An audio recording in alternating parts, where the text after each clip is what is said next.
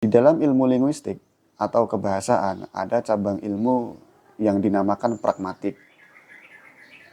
Ilmu pragmatik ini berfungsi atau berperan untuk mengkaji tentang hal-hal yang berkaitan dengan komunikasi, baik komunikasi secara personal atau ada lawan bicaranya. Nah, sederhananya, ilmu pragmatik ini bisa digunakan dalam kehidupan sehari-hari, bahkan untuk mencari hal-hal yang kita inginkan gitu. Mengorek informasi, menggali informasi secara lebih detail, bahkan lebih terperinci, tanpa orang yang kita ajak berbicara sadar bahwa kita sedang mencari informasi darinya. Dan jika ini diterapkan, apalagi jika digunakan untuk konteks hal yang positif ya, itu bisa membantu banyak hal sekali. Misal ketika kita tahu teman kita sedang sedih, tapi kita lihat teman kita itu sungkan untuk bercerita, kita bisa menerapkan cara atau pendekatan pragmatik ini untuk membuat teman kita berbicara. Sehingga setidaknya apa yang menjadi beban dalam pikirannya itu bisa tersampaikan kepada kita. Namun jika digunakan dalam konteks negatif pun, gue rasa ini juga sangat bisa sekali ya, karena kadang ketika kita mempraktekannya, lawan bicara kita itu kita tidak sadar bahwa sedang kita cari informasinya. Bahkan mungkin ya gue bisa bilang kalau ilmu pragmatik ini jika diterapkan ada unsur sedikit manipulatif. Manipulatif dalam konteks komunikasi. Gue contohkan seperti ini, ketika gue ingin mencari informasi, misalnya tentang uh, teman gue sedang sedih karena apa gitu. Karena gue tahu teman gue ini bukan tipikal orang yang senang curhat atau senang membagikan hal-hal personal kepada orang lain. Maka gue untuk membuka obrolan, gue nggak langsung menanyakan tentang hal yang membuatnya sedih atau sesuatu hal yang mungkin gue rasa berubah dari dirinya gitu. Tapi gue akan pancing dulu dia bercerita tentang hal-hal yang ia sukai, bisa olahraga, hobinya, atau bisnisnya. Baru di dalamnya gue masukkan kata-kata atau kalimat yang menjurus ke perasaannya. Misal, ketika kita membicarakan tentang bisnis, teman gue sudah antusias bercerita. Kemudian di sela-sela ia bercerita, gue akan selipkan kalimat bisnis itu ternyata dipengaruhi oleh perasaan seseorang atau ownernya. Jika ownernya sedang sedih, bisa jadi bisnisnya pun akan ikut sedih. Ternyata dalam hal-hal yang di luar kendali kita itu memang ada. Nah, kalimat itu mungkin secara tidak langsung membuat teman gue bercerita. Secara tidak langsung mungkin tidak akan membuat teman gue bercerita gitu ya. Tapi ketika gue menyampaikan kalimat itu, alam bawah sadar teman gue akan menyadari bahwa, oh iya, benar juga. Mungkin kesedihan gue bisa berpengaruh ke bisnis yang sedang gue jalani. Percaya gak percaya, apa yang gue katakan tentang kalimat yang gue sampaikan tadi itu betul. Nah, kemudian teman gue melanjutkan cerita. Biasanya orang akan melakukan pembelaan dulu.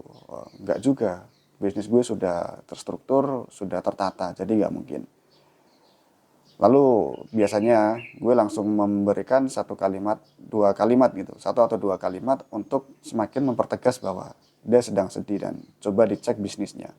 Dan setelah lawan bicara gue ini mulai menceritakan bisnisnya apakah baik atau buruk, naik atau turun ya grafiknya, kemudian akan gue pancing untuk menceritakan hal-hal yang menjadi problemnya, yaitu dirinya sendiri. Walaupun pada dasarnya mungkin antara kesedihan dan bisnisnya memang tidak ada korelasinya. Tapi karena saat itu kondisinya mungkin memang sedang sedih, maka dia akan bercerita tentang kesedihannya. Dan hal-hal yang sebenarnya tidak masuk akal menjadi masuk akal karena gue menerapkan ilmu pragmatik itu tadi. Nah, dari apa yang gue sampaikan tadi, konteks ilmu pragmatik ini sebenarnya digunakan untuk menggiring lawan bicara kita, menyampaikan apa yang ingin kita cari gitu. Atau menggiring lawan bicara kita, menginformasikan informasi yang memang kita butuhkan. Ini juga bisa diterapkan ketika kalian ingin mengunci apakah pasangan kalian itu jujur atau tidak. Atau kalian mulai curiga dengan perilaku pasangan kalian yang mencurigakan, kalian bisa terapkan ilmu ini. Kalian memberikan premis yang seolah-olah mengembirakan buat pasangan kalian. Lalu di tengah-tengah kondisi ketika ia sedang bercerita, kalian mulai memasukkan kalimat atau kata-kata spesifik yang ingin kalian dapatkan informasinya. Misal tentang perselingkuhan, kalian bisa langsung tanyakan kepada dia, kemarin aku ngeliat kamu jalan sama orang, itu siapa, saudaramu atau bukan? Nah, jangan langsung tanya dulu ke spesifik apakah dia itu selingkuhanmu atau bukan, tapi tanyakan dulu tentang kedekatannya dengan kerabatnya, misal saudaranya tadi. Nah, kemudian ketika kalian sudah mulai mengamati atau mendengarkan penjelasannya, kalian bisa alihkan lagi pembicaraannya. Kemudian ketika sudah teralihkan, masukkan lagi. Dan sembari kalian menerapkan ilmu itu, kalian bisa memperhatikan bagaimana ekspresi pasangan kalian. Mungkin ini lebih dekat dengan ilmu psikologi ya, tapi memang kenyataannya ilmu linguistik itu juga berdampingan dengan ilmu psikologi. Apalagi ilmu pragmatik ini, ketika gue praktekkan, ternyata dampaknya benar-benar luar biasa untuk proses menggali informasi.